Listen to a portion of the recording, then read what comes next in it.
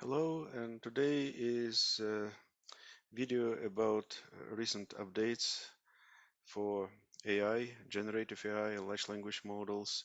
Things are moving really fast, and I'm forced to make updates every couple of weeks.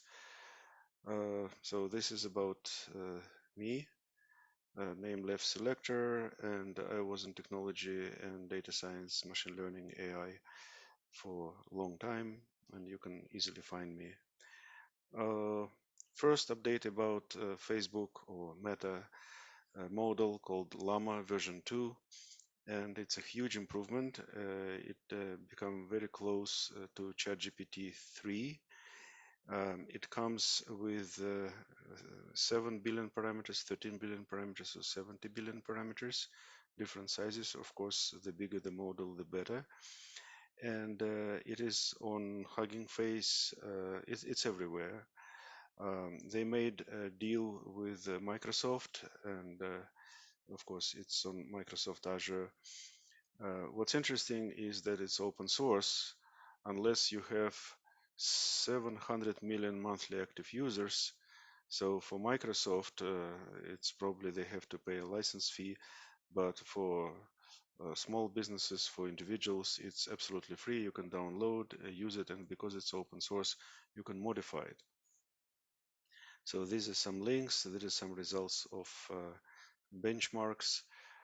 Uh, Next is open large language models leaderboard. And there is a lot of progress recently. So let me just show you. Okay. So you see on the first place we have Stability AI Stable Beluga 2.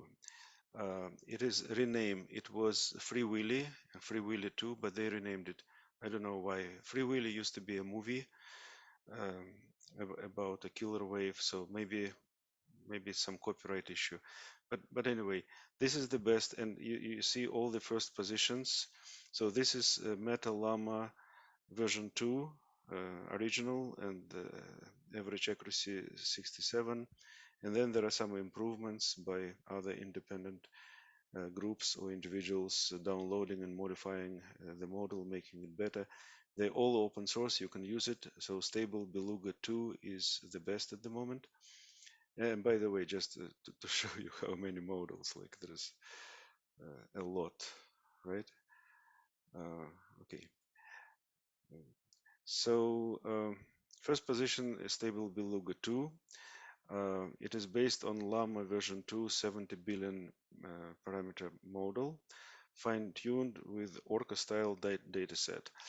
Orca, it's an open source model from Microsoft, and it is known to be small and at the same time good. So they prepared special dataset which can be effectively used for other models as well.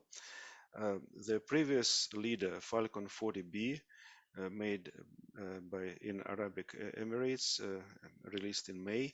So now it dropped to 32nd place. And the top quality also grew in less than 1 month from 63 to 71%. So this is very good.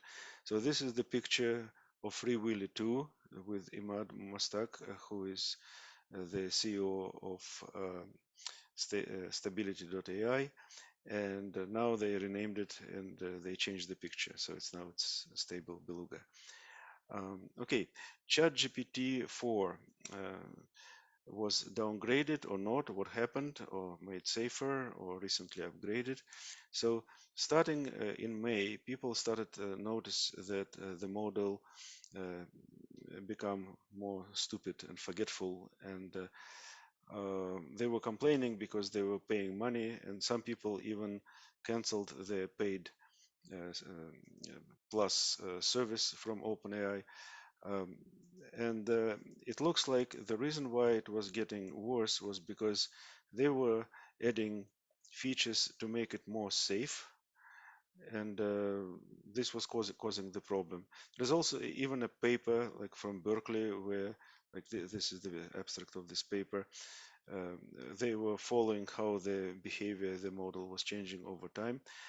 But then recently, On July 20th, OpenAI released update which solved many of those problems and actually added new features like custom instructions, which really enhances your experience working with the model.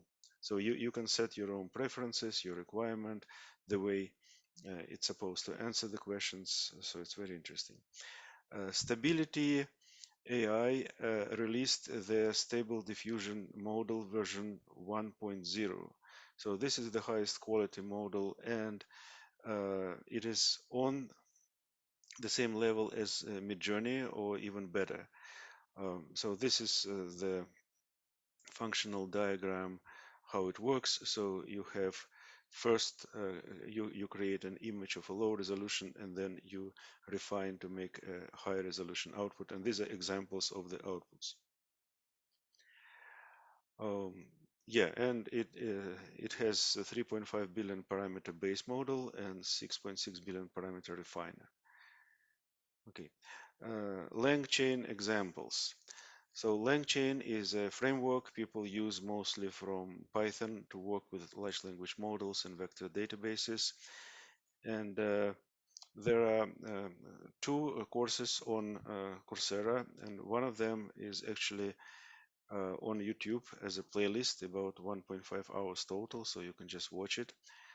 And it's interesting how it works. I asked Google Bard, so I have APIs for 10 different charts, for example, cash flow chart, revenue chart, and so on.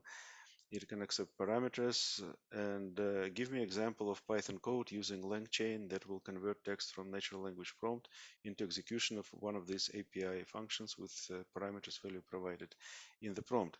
And this is approximately, well, I removed some comments, but this is what Bard gave me, so ready to execute. So people think that making human interface to your system is difficult, but actually it's simple. It's part of standard documentation to LangChain, and even Bard can just write you code to how to do it. Next example. So this is a nice video. So the person has a spreadsheet with some data, and he wants to make some charts, and he doesn't know how to do it in Excel, and he wasn't even sure what kind of chart makes sense. So he started asking ChatGPT what kind of charts it will recommend. So he provided the data to ChatGPT, and then started asking what charts and how to do it. Provide step-by-step instructions, like go to this menu, click on this option, and so on. And he managed to create a beautiful Excel dashboard. Very, very good. Okay, NVIDIA Grace Hopper, CPU plus GPU. So first about Grace Hopper, it was a real person. She was called Mother of COBOL. So it was a long time ago when she created the programming language COBOL, which is running all frameworks. So a lot of our life is now based on COBOL. And she also coined the word bug. She invented the first linker. She was very famous and very talented, really a legend. So NVIDIA has systems with GPU and CPU. So CPU is called Grace. It's a super chip with 144 cores, and the GPU is called Hopper. So if the system has both CPU and GPU, it's called Grace Hopper. So when you see H100 GPU. By the way, one GPU like that is about $40,000. Um, so it is Hopper, so Grace Hopper, just for you to know. I think it's very nice from NVIDIA to actually remember her and make this tribute to her legacy. Okay, Microsoft Cody, composable diffusion. Very interesting. The idea is that it can accept any kind of input. It may be image, it may be text, it may be sound, it may be video. It can produce also any kind of output.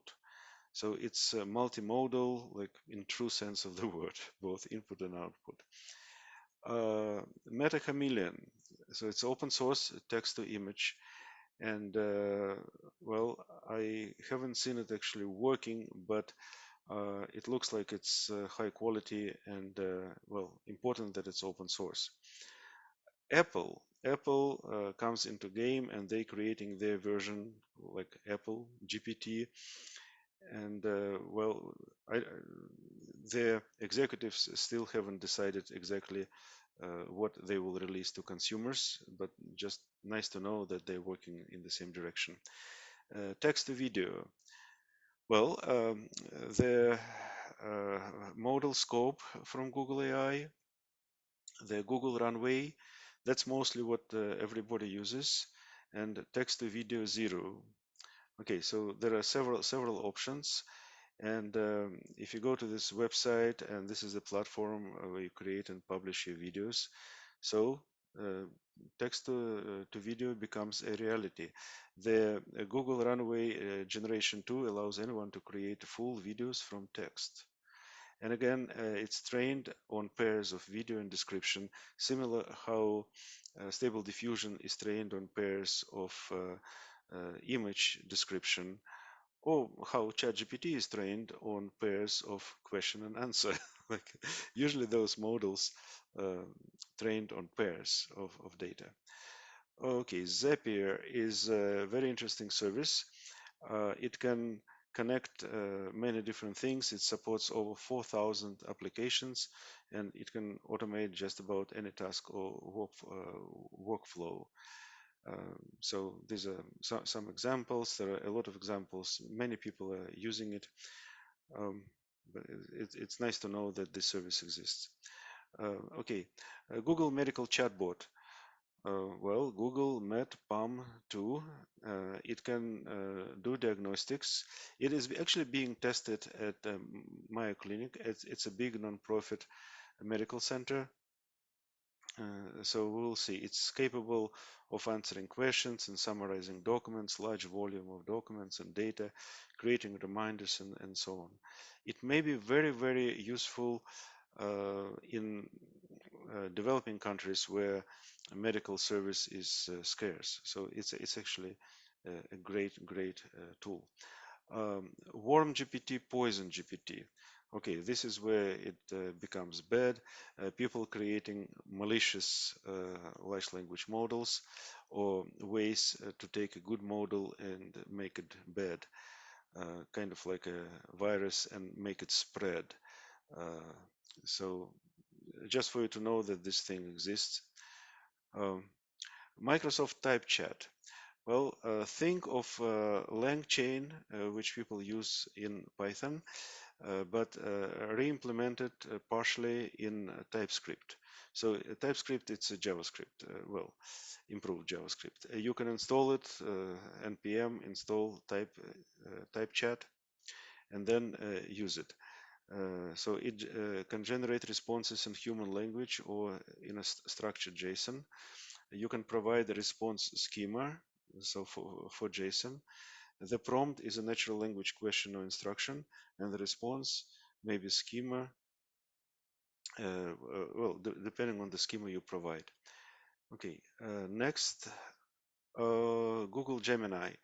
Well, Google is really serious about building this model. It's supposed to be similar to GPT-4, but also multimodal. It's supposed to use technique developed at DeepMind. So here's DeepMind CEO Demis Hassabis, and Sergey Brin, Google co-founder, comes back to the office to head to drive the Gemini project. So I don't know if it will be similar to Steve Jobs returning to Apple and revolutionizing it. Maybe we'll see. But it shows that for Google, the Gemini project is very important. Uh, this is great. Andrew Karpathy, he um, well, he used to be a DeepMind in. He was leading Tesla for I think 7 years. He was main person to build the self-driving algorithms, and now he shifted to large language models. And I highly recommend to follow him on Twitter. A lot of interesting things. So here, what he did, you can go on GitHub and get his code. He downloaded a small llama model, like really, really small, and make it run on his laptop. And it works pretty well. So this is good.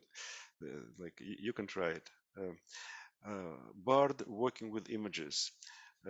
Bard recently received an update, and one of the new features is integration with Google Lens. So, for example, you can show it a picture of food in your fridge and ask what kind of recipes it would recommend for breakfast or lunch or dinner, whatever. And it can provide those recipes, provide the pictures. Uh, it can convert screenshots with text into actual text. So it basically can do optical character recognition. You can make some sort of mock-up of a web page design and then ask it to generate HTML for this page. You can ask generate code for like the whole application. You can convert, for example, invoice into structured text, maybe in table format. You can ask it to decode the image. Like a good example is, here's the picture of the dog. You can upload this image to Bard and ask what's the breed of this dog. Or you can upload a medical picture and ask to give you the diagnosis, so like what's the disease, and talk about it. It's absolutely amazing what Bard now can do. There's some miscellaneous news. So Twitter is rebranded as X.com. Uh, ChatGPT on the phone. So now, well, I used to have a shortcut, but now you can download an app on Android for sure and use that instead of the browser. AI talent in huge demand. Salaries are 200, 300K a year, like typical. Well, consultants, you need to multiply by two, so it's about 400 to 600 an hour. Um, OpenAI considers creating App Store for AI software, and OpenAI started a program for several years, which they call Super Alignment, to learn how to handle a system which is smarter than us. So it's very interesting. You can read about it. Another thing that's happening is I really like Ahmad Mostak when he talks about the future. So he's saying that the changes in the society, what's happening, like development of AI, it's inevitable now. We've broken through. It's not a probability disruption happening. It's already happening, and jobs will be transformed, not ended, but transformed. For example, legal, accounting, customer service, media, journalism, coding. Many people will lose their jobs, and they will have to, well, learn new stuff, change. But this is not new. This is not just AI. So this is a graph which shows how over the years, for the last 100 years, the number of people needed to earn $1 million like went from, what is it here? Maybe, I don't know, 6, 7, maybe 8 people down to maybe about 2. um, Actually, this you have to adjust for inflation, but even if you adjust, it's still going down. So it was happening before AI, and so people somehow surviving. Uh, One question I received and I decided to put in this, why large language models actually answer your questions? Because usually when people describe them, they say that large language model learns how to add next, it's a transformer model. So it learns how to predict next word in the sequence of words in order, which is true, but then why it actually answers your questions? So it's very interesting. I asked this question to Claude. Claude is yet another large language model. It is formed by a bunch of people from OpenAI who created this startup. And the explanation from Claude is actually very clear. I shortened it and put some bullet points to make it even more clear. So typically the question and answer are encoded separately by the model during the training. So the data, the model are trained on pairs of question and answer. And there are two encoders, one for question and another for answer. And during the training, those encoders are tuned so that question and answer will be converted into the same vector. So this is very interesting. And by the way, this is very similar how to Stable Diffusion works, text to image diffusion models, right? So they trained also on pairs. Well, in Stable Diffusion, it's a pair of text and image. And they also have two separate encoders, one for text and one for image. And they also train encoders so that the text and corresponding images get encoded into similar vectors. So this is what's happening under the hood in ChatGPT, right? So the encoders are trained in a way to maximize similarity between the question vector and answer vector, and also optimized parameters to minimize similarity between questions and wrong answers. The training causes the model to learn to encode questions and answers into common semantic vector space, such as that vectors for related question and answers pairs are close together, while unrelated pairs are far apart. At inference time, the model encodes new question into a vector and finds the closest encoded training answer and retrieve predicted answer. So in summary, the question and answer text are encoded separately rather than as pair, but trained to have high similarity for true QA pairs. This allows matching new questions, existing answer vectors. Okay, next slide. I'm close to the end. I want to talk about Ray Kurzweil and his predictions. So Ray Kurzweil is a legend. So far, he made 147 predictions with 86% accuracy, and has world looking forward to the new predictions with anticipation. So he made a lot of predictions. You can read about him. You can just Google him. There are interviews on YouTube. There's Wikipedia page. He is absolutely amazing. But here are some predictions. So for now, 23, 27, what he predicted that glasses will beam images directly into retina, that computing power will cost about $1,000. Most diseases will go away because of nanobots. Normal human eating can be replaced by nanosystems. Well, I'm not sure if this is happening right now. The Turing test begins to be passed. That's about happening. Self-driving cars take over. People won't be allowed to drive on highways. Well, the Turing test, I think in the next maybe 4 years to 27 definitely is a possibility because we're almost there. And computing power, I can believe it. Nanobots, I'm not sure, but it's really interesting. So, and then virtual reality will begin to feel 100% real. We will be able to upload our mind consciousness to the computers. Artificial intelligence will surpass human intelligence. So we're talking about 2030, right, when this will happen. Nanotechnology, gene editing, used to cure diseases, and then we'll be able to create artificial life, travel to space, have global consciousness, and singularity will occur.